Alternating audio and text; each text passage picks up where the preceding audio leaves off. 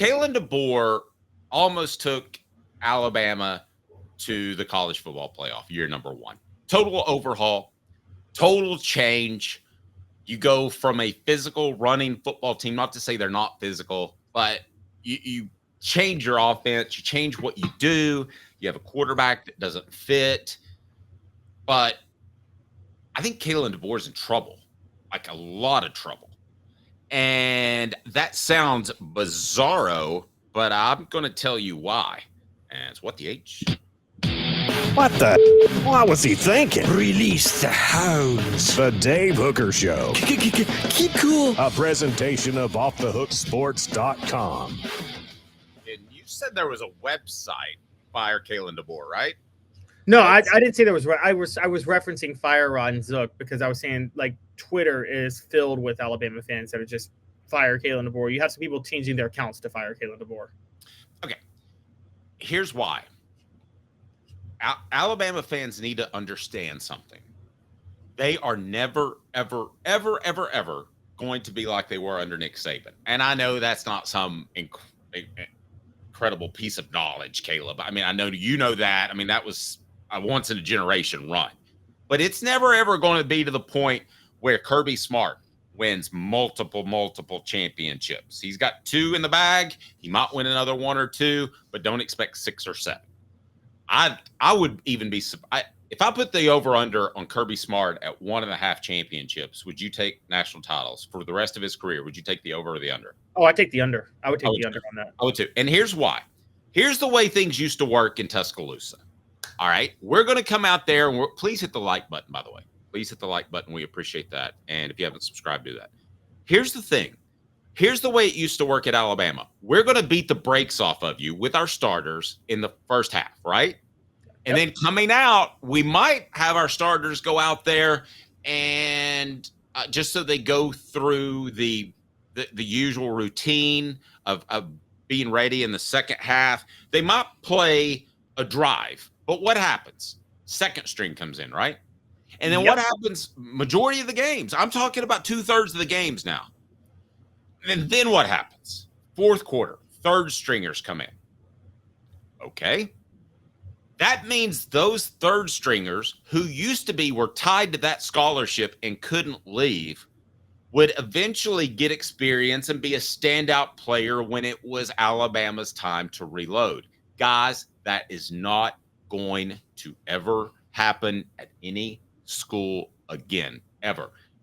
Only possibility is if somebody before this salary cap, if there's not a salary cap, if somebody like Phil Knight just said, and he's a bad example because Nike does business with other schools, but if somebody said, I'm going to spend $1 billion, that's the only way, because I'm telling you, you're not going to have depth anymore. Squirrel White, a guy that's undersized, even though he made plays as a freshman, you target him to be your slot receiver replacing Jalen Hyatt for the next 2 or 3 years. Boom, he's gone. Because either his shoulder was mishandled or he just didn't like it, or for whatever reason, he's gone. Caleb, you are not – I mean, the Downs kid who went to Ohio State, Trevor Etienne, who transferred to Georgia. Guys, it's not going to happen again. You're not going to see any sort of Alabama run. Now, that's logical, right, Caleb? But 1,000% logical. Yes. What is fans short for? Fanatic. Right. Alabama fans aren't going to be okay with that. I honestly predict that you're going to see Alabama run through Kalen DeBoer. He's going to feel unappreciated, and they're either going to fire him or he's going to leave, and then they're going to replace him with a dodo bird because they're not going to be able to go out and get a guy because they ran off Kalen DeBoer, who's a very good coach. I think this could be the beginning of a run of Alabama coaches not seen since the Mike Price, Mike Dubose days. Are they then going to go the route of what they did in the 80s with Bear Bryant, where they're going to say, you know what, we need to find someone who once came into contact with Nick Saban? You know, maybe he accidentally stepped in Nick Saban's piss on the sidewalk. I was a little surprised that they didn't do that this time around, weren't you? Like they didn't.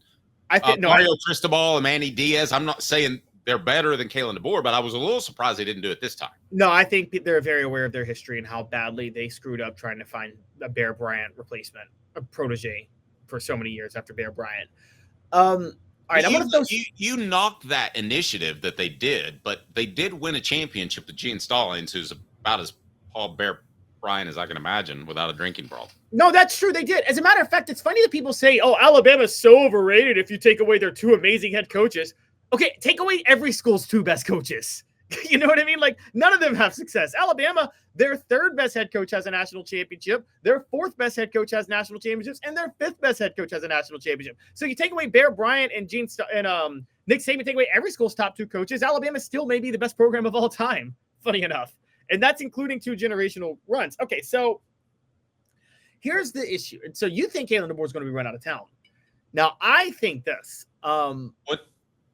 When I say run out of town, I don't mean necessarily fired. I mean, he might deal He's not going to like much... the lack of appreciation he's got. Right. Like Kevin O'Neal. To make Fair it enough, even though Kevin O'Neal actually never had a winning season at Tennessee. I know, but everybody likes him, and he just bolted in the middle. I mean, it's funny that he gets so much credit for, and it's funny that Jared Green gets no credit for those teams because they're like, "Oh, Kevin O'Neal built it." I'm like, "Yeah, but he didn't win with it." So, okay, just wanted to point that out. And Buzz Peterson didn't win with it either. All right, so to Kalen DeBoer's point, to Kalen DeBoer's defense, let's talk about the situation he was in this year because I want to bring this up. Guys, I said to you in January of last year, in March of last year, when he stayed committed to Jalen Milroe, I said Alabama's in trouble this year because I said, not that Jalen Milroe is not a college quarterback. He's certainly not an NFL quarterback, but I said he can be a college quarterback. But Dave, did I not say he's a horrible fit for Kalen DeBoer's system? Because Kalen DeBoer's offense requires you to go through every single progression on scanning the whole field and then making a decision. Jalen Milroe is a first read and run guy. Okay, but but Caleb, I'm not arguing with that. That's logical. But I don't think the fans are going to swallow that. I don't think they're going to be okay with that. All right, but what I'm saying is I think now with Jalen Milroe bolting for the NFL, as if any Alabama fan is sad to see him go. Spoiler alert, they're not. Okay. I think Kalen DeBoer kept him in the same reason Josh Heupel kept Joe Milton the start of last year, which was let me stay afloat this year with this quarterback who's not a fit for my system because I want to keep the team together. And then let me go for somebody else, and then I'll go with Nico the year after. I think Kalen DeBoer's now like, I can get my quarterback in there.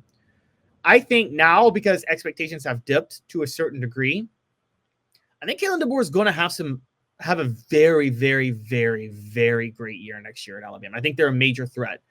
And I do think the pleasant surprise of that is going to buy him even more time. Now, what does he have to do? Okay, and let's note that Alabama has the second highest rated recruiting class. Okay, so he's done a good job, and he's done everything right. Well, except for making. I wonder if people would have viewed him differently if he just makes the college football playoff. If there's a 1-game difference there, but nevertheless, coming into this season, you think they're a threat. You think they're going to be good.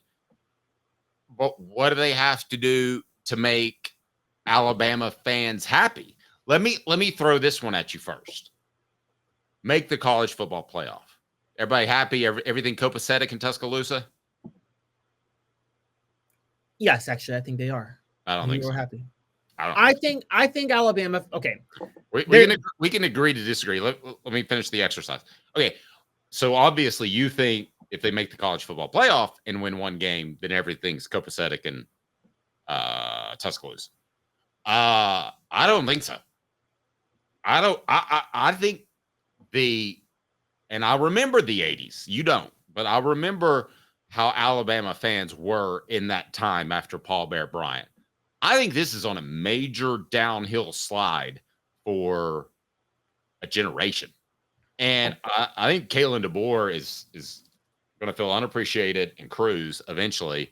And then you're not going to be able to hire a great coach. Let's be honest. They went out and hired one of the best coaches that you could. They chose who they wanted and they got him. But if it goes south with Kalen DeBoer, and it very well might, I just don't see this working out for Alabama long term. All right, let me bring up, because I hear the Bear Bryant comparison a lot. Let me bring up something kind of apropos for that. In the 80s, let's bring this up real quick. Bear Bryant was the coach at Alabama for a good bit longer than Nick Saban was the coach at Alabama. Nick Saban was there for 17 years, 18 years. Bear Bryant was there for 25 years. A 7-year difference is a long time. I think even you would agree with that, Dave, right? Yes. I would agree with that. On top of that, in Alabama in the 80s, people didn't live nearly as long as they live today. Now, the reason that's relevant is because there were probably very few people alive who remembered Alabama football before Bear Bryant. There were Alabama fans at that point, okay? There's a lot of Alabama fans today that remember Alabama under Mike Shula and remember Alabama under Mike Price almost, never even coaching a game. And remember Mike DeBoer. And remember not being able to beat Philip Fulmer. There's still to this day a genuine hatred of Philip Fulmer in Alabama, and that's all based on stuff that happened way before Nick Saban got there. So there's a lot of Alabama fans that remember those days. They're rational enough to know that they're not going to repeat the Nick Saban move.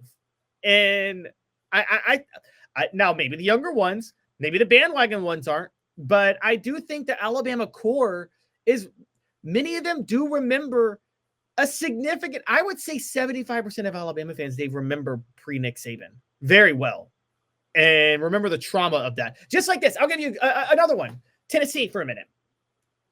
Tennessee fans aren't going to forget the decade of dysfunction for a long time. Okay. Josh Heupel could win 17 national championships in 18 years, but they're not going to forget 2008 to 2021, that easily.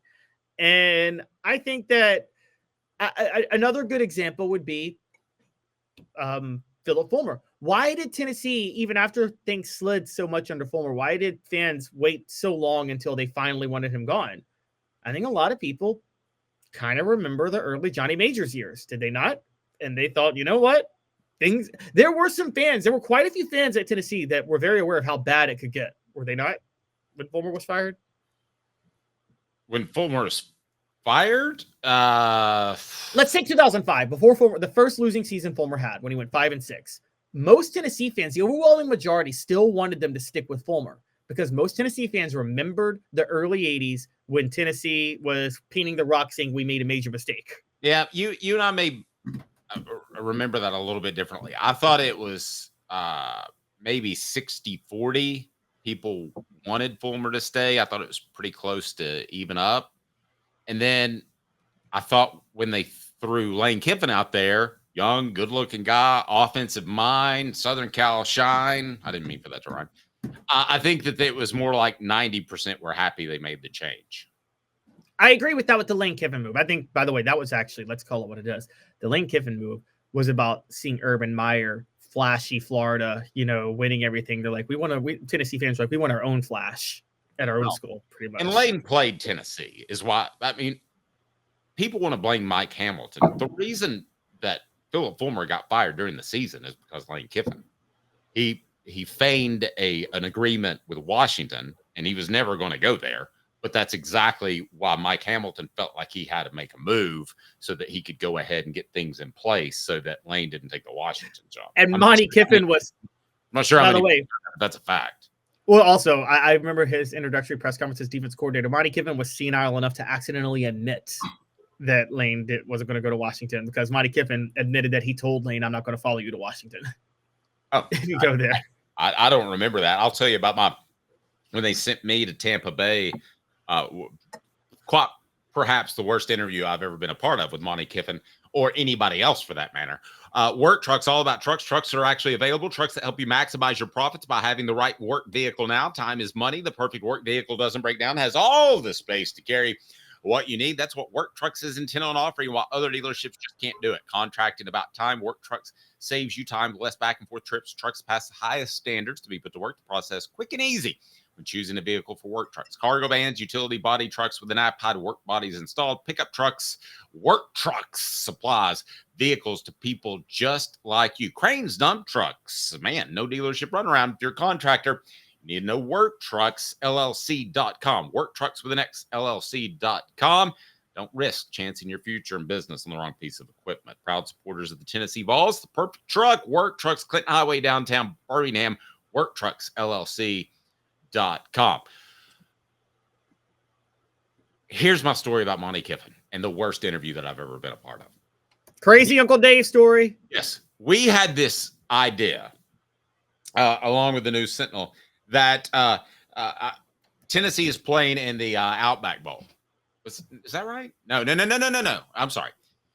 Tennessee was not playing in the bowl game because that was Philip Fulmer's final year. So if you remember, we all knew that Ed Orgeron and Monty Kiffin, that they were coming. They were actually even out on the recruiting trail before it was announced that they were coaches. And if you remember, it's like you knew it, but you didn't know it. So the News Sentinel sent me to Tampa Bay to interview Monty Kiffin, who's the defensive coordinator of the Bucs. Well, the Bucs at that point lost 5 games in a row after being in playoff contention. His defense was absolutely shredded the day I was there. I can't remember who they played, but the other team ran for like 220 yards, Caleb. And I have to interview him about possibly going to Tennessee. How do you think that went over? Oh my gosh. I can only imagine. Did he tried go, to I work said, let it- me tell you something. I tried to work in a question or two, and there are people standing around, and it was, I'm not going to talk about that. So we spent all that money and all that time and all that trip to basically get I'm not going to comment on that. That's how that went. But I got to go to the beach, so that was nice. Oh, look at you. You got to go to the beach in Tampa. All right, so Kalen DeBoer, for the record, will follow along here for just a second because I want to play a little bit of 4 Downs with you. 4 Downs brought to you by Friends of Work Trucks. 4 downs. 4 questions. 4 answers. The Dave Hooker Show. 4 Downs. A presentation of OffTheHookSports.com. All right, so I'm going to ask you some questions about Kalen DeBoer to see where you think he stands. And Cooper Mays is always fantastic for calling the shots on the field and on the show. Cooper Mays here. Hit like and subscribe. Coop here. First down. Kalen DeBoer will be the head coach at the University of Alabama in 2028. Yes, I'm gonna go there. Yes, I believe. I think he will. I'm just going to go tell you there's no any creation. Cooper Mays here. Second down. Kalen DeBoer will play in an SEC championship game. Not if he's smart. Oh, skip it? Okay. Well, you know what I'm saying. I mean, he'll win an SEC championship or play for it. Sure, he'll play for one. And then if he wins it, I would want him fired anyway because we just saw what happened with Kirby Smart in Georgia. You win it takes a lot out of you. It's not smart to win the SEC title, guys. Yeah, I have trouble arguing with that now. Tennessee center Cooper Mays here. Third down. Kalen DeBoer will make more than one college football playoff as the head coach at Alabama. Yeah, I think he'll make 2. I think he'll make 2 by 2028. So I think he'll make 1, and he's going to feel unappreciated. I got to be honest before you go further on this. I think we're underselling how good of a job he did this past year with a quarterback that was not a good quarterback. I agree, but again, it's that word fanatic. I mean, I think there are times where Philip Fulmer did a good job in assembling a team that had to deal with injuries. I could go back and look, but at the end of the day, it's just about wins and losses. And now it's about not making the college football playoff. All SEC center Cooper Mays here. Fourth down. All right. Kalen DeBoer and Alabama make the college football playoff this upcoming year. Yes.